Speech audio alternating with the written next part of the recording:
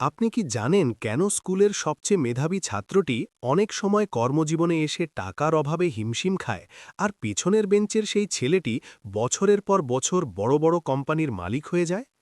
আমাদের ছোটবেলা থেকে শেখানো হয়েছে ভালো করে পড়াশুনো করো, তবেই ভালো চাকরি পাবে আর অনেক টাকা আয় করবে।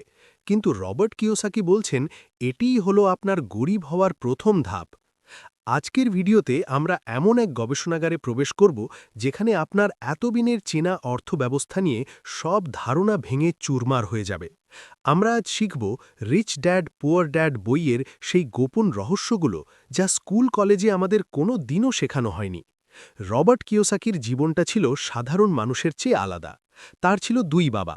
প্রথমজন তার নিজের জন্মদাতা বাবা, যিনি ছিলেন প্রচণ্ড মেধাবী, পিএইচডি করা একজন প্রফেসর। সমাজ তাকে অনেক সম্মান করত, কিন্তু মাস শেষে তাকে বিল পরিশোধ করতে হিমশিম খেতে হতো। রবার্ট তাকে ডাকতেন পুয়ার ড্যাড। আর দ্বিতীয়জন ছিলেন তার বন্ধুর বাবা। তিনি হাইস্কুলের গণ্ডিও পার করেননি, কিন্তু তিনি ছিলেন হাওয়াই দ্বীপপুঞ্জের অন্যতম ধনী ব্যক্তি।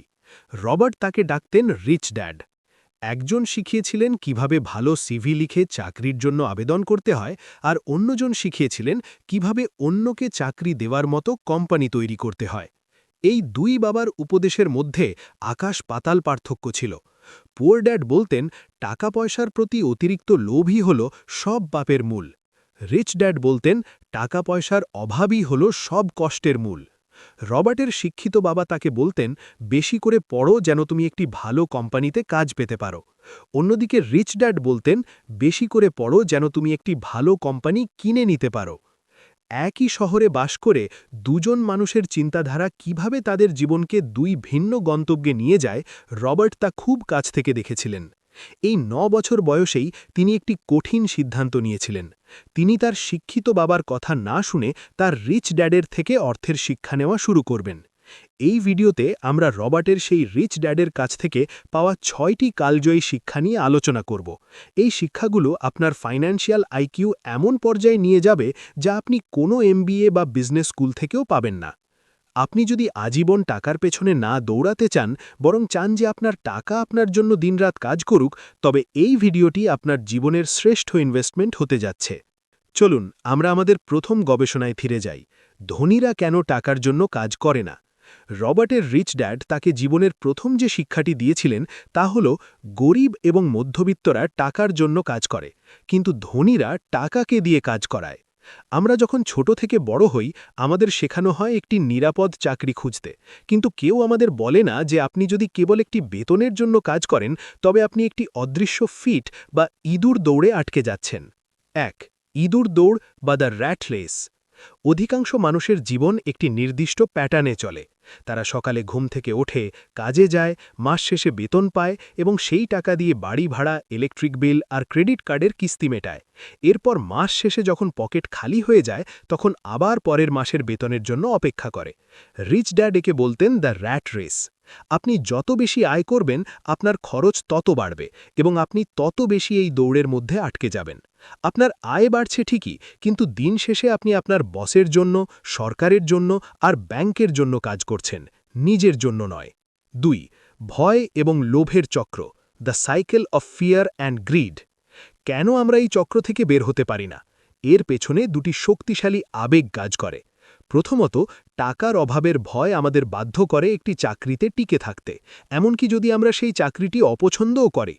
আমরা ভয় পাই যে চাকরি চলে গেলে বিল দেব কিভাবে।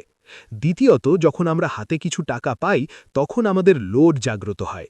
আমরা নতুন ফোন, দামি গাড়ি বা শৌখিন জিনিস কেনার স্বপ্নে বিভোর হয়ে যাই, আর এই লোভ মেটানোর জন্য আমরা আরও বেশি পরিশ্রম করি এবং আরও বড় ইঁদুর দৌড়ে জড়িয়ে পড়ি।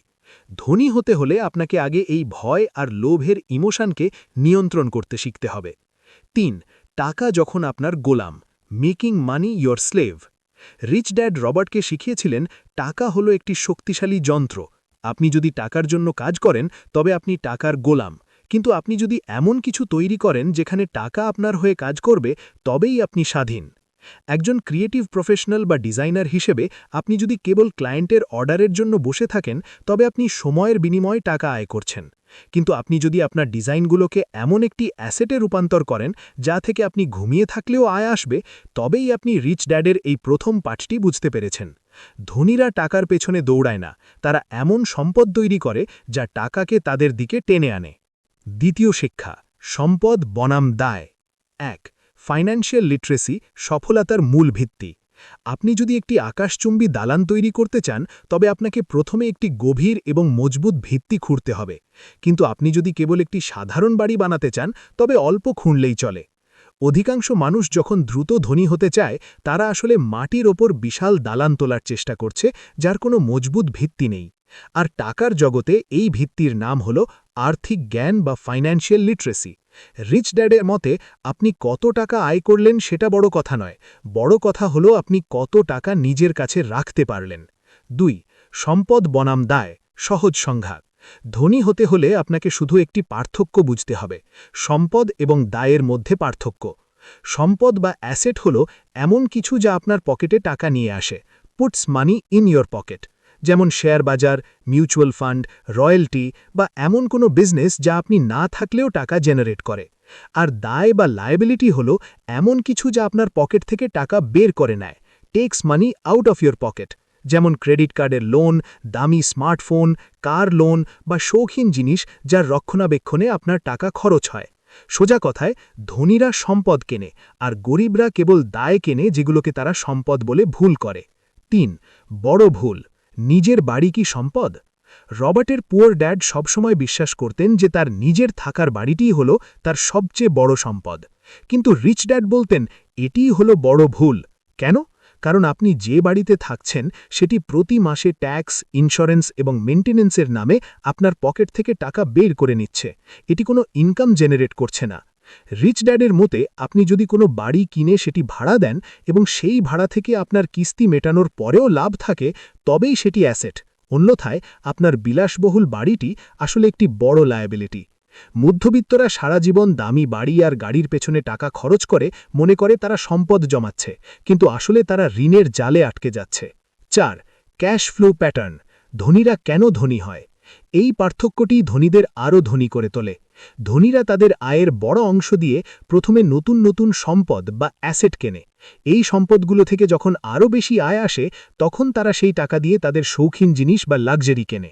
কিন্তু গরিব এবং মধ্যবিত্তরা বেতন পাওয়ার সাথে সাথে বড় বড় সব দায় বা লায়াবিলিটি কিনে ফেলে, যা তাদের সারা জীবন ইঁদুর দৌড়ে আটকে রাখে। মনে রাখবেন, rich people buy assets, the poor and the middle class buy liabilities that they think are assets. আপনার পকেটে টাকা ঢুকছে নাকি বের হচ্ছে, এই সামান্য হিসেবটাই আপনার ভবিষ্যৎ বদলে দেবে। তৃতীয় শিক্ষা, নিজের ব্যবসার দিকে নজর দিন। ১. পেশা বনাম ব্যবসা। আমরা প্রায়শই একটি ভুল করি, আমরা আমাদের পেশা বা প্রফেশনকে আমাদের ব্যবসা মনে করি। রবার্টের পুয়ার ড্যাড ছিলেন একজন প্রফেসর, সেটা ছিল তার পেশা, কিন্তু তার কোনো ব্যবসা ছিল না। অধিকাংশ মানুষ সারা জীবন অন্যের সম্পদ তৈরি করতে কাজ করে। যখন আপনি একটি চাকুরি করেন, তখন আপনি আসলে আপনার বসকে ধনী করছেন, সরকারকে ট্যাক্স দিচ্ছেন আর ব্যাংকের লোনের কিস্তি দিচ্ছেন। রিচ ড্যাডের তৃতীয় শিক্ষাটি হল মাইন্ড ইয়োর ওন বিজনেস, অর্থাৎ আপনার নিজের ব্যবসার দিকে নজর দিন। এর মানে এই নয় যে আপনাকে আজই চাকরি ছেড়ে দিতে হবে, এর মানে হল চাকুরির পাশাপাশি আপনার অ্যাসেট কলম বা সম্পদের ঘরটি বড় করা শুরু করুন। ২. রে ক্রক এবং ম্যাকডোনাল্ডসের গল্প। ম্যাকডোনাল্ডসের প্রতিষ্ঠাতা রে ক্রক একবার টেক্সাস ইউনিভার্সিটির একদল এমবিএ ছাত্রকে জিজ্ঞেস করেছিলেন, বলুন তো আমি কোন ব্যবসা করি? সবাই হেসে উত্তর দিয়েছিল, আপনি হ্যামবার্গার বা বার্গারের ব্যবসা করেন। রে ক্রক মুচকি হেসে বলেছিলেন, না, আমি বার্গারের ব্যবসা করি না, আমি আসলে রিয়েল এস্টেটের ব্যবসা করি। রে জানতেন তার মূল পেশা বার্গার সেল করা হলেও তার আসল ব্যবসা ছিল সেই জমিগুলো কেনা যেখানে ম্যাকডোনাল্ডসের আউটলেটগুলো তৈরি হতো। আজ ম্যাকডোনাল্ডস বিশ্বের অন্যতম বড় রিয়েল এস্টেট মালিক। আপনি যা করছেন সেটি আপনার পেশা হতে পারে, কিন্তু আপনার সম্পদ বা অ্যাসেট যা আপনার জন্য টাকা জেনারেট করছে, সেটিই হলো আপনার আসল ব্যবসা। ৩. ডিজাইনার ও ক্রিয়েটিভদের জন্য বাস্তব উদাহরণ। ধরুন আপনি একজন অসাধারণ গ্রাফিক ডিজাইনার, আপনার কাজের কোয়ালিটি খুব ভালো, কিন্তু আপনি যদি কেবল ডিজাইনই বোঝেন, তবে আপনি আজীবন ক্লায়েন্টের ফিডব্যাকের উপর নির্ভর করবেন। কিন্তু আপনি যদি ডিজাইনের সাথে সাথে সেলস, মার্কেটিং এবং ম্যানেজমেন্ট সম্পর্কেও জ্ঞান রাখেন, তবে আপনি কেবল একজন ডিজাইনার নন, আপনি একজন সফল এজেন্সি মালিক বা উদ্যোক্তা হয়ে উঠবেন। আপনি তখন ডিজাইন বিক্রি করবেন না, আপনি মানুষের সমস্যার সমাধান বিক্রি করবেন। মনে রাখবেন, to be successful you need to be a jack of all trades and master of one, অর্থাৎ নিজের মূল কাজের পাশাপাশি ব্যবসার অন্যান্য দিকগুলো শিখতে কোনোদিন লজ্জা পাবেন না। চতুর্থ শিক্ষা, ট্যাক্সের রহস্য এবং কর্পোরেশনের ক্ষমতা। ১. রবিনহুড মিথ এবং ট্যাক্সের আসল ইতিহাস। আমরা ছোটবেলা থেকে রবিনহুডের গল্প শুনেছি, ধনীদের থেকে টাকা কেড়ে নিয়ে গরিবদের বিলিয়ে দেওয়া। আধুনিক ট্যাক্স ব্যবস্থাও ঠিক এই ধারণা থেকেই শুরু হয়েছিল। শুরুতে ট্যাক্স কেবল ধনীদের ওপর বসানো হতো, কিন্তু সময়ের সাথে সাথে যখন সরকারের বড় অঙ্কের টাকার প্রয়োজন হলো, তখন সেই ট্যাক্সের বোঝা মধ্যবিত্ত এবং গরিবদের ওপরও চলে এলো। রিচ ড্যাড রবার্টকে শিখিয়েছিলেন, ধনীরা মোটেও এই ট্যাক্স নিয়ে ভয় পায় না, কারণ তারা জানে কিভাবে আইনি উপায়ে এই খেলাটি খেলতে হয়। যখন মধ্যবিত্তরা সরকারকে বেশি ট্যাক্স দেওয়ার ভয়ে কুঁকড়ে থাকে, তখন ধনীরা কর্পোরেশন বা কোম্পানির ক্ষমতা ব্যবহার করে নিজেদের টাকা বাঁচিয়ে ফেলে। ২. ধনীরা যেভাবে এই খেলাটি খেলে। ট্যাক্সের এই খেলায় জিতে